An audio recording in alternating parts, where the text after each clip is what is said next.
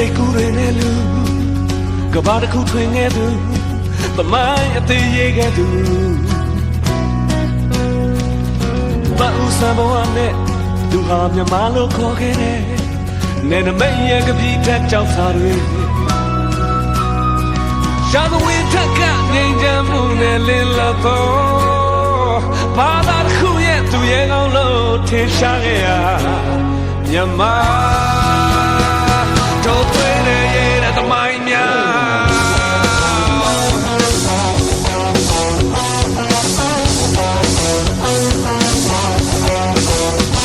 အလေတပါဒီပါကနမနာမကန်လို့ခေါ်မျိုးရာဇဝင်များချက်မြောက်ရာကနဦးမူလာအစကြော်စောရာကုန်တဲ့ဘဝသူဟာတို့အတွက်ဖျားပေးတဲ့သူပါရာဇဝင်ထက်ကငြိမ်းချမ်းမှုနဲ့လင်းလာတော့ဘာသာတစ်ခုရဲ့သူရဲ့ကောင်းလို့ထင်ရှားခဲ့ရမြမတို့သွေးနဲ့ရဲ့သမိုင်းများကဘာမှထင်ရှားတဲ့ဓမ္မအန္တရာယ်တွေလည်းမကြောက်ပါရန်ဆွဲတွေလည်းမပူပါဟဲ့ရှောက်ကြပါပါတဲ့တို့မြမ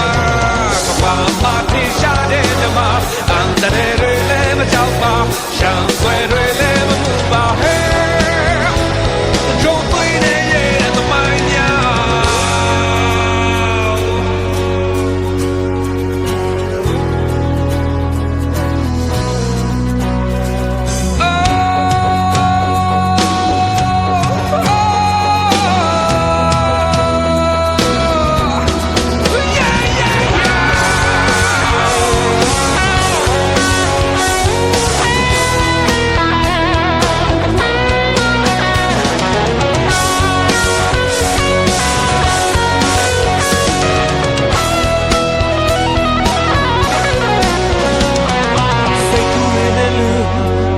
ကဘာတစ်ခုထွင်ခဲ့သူ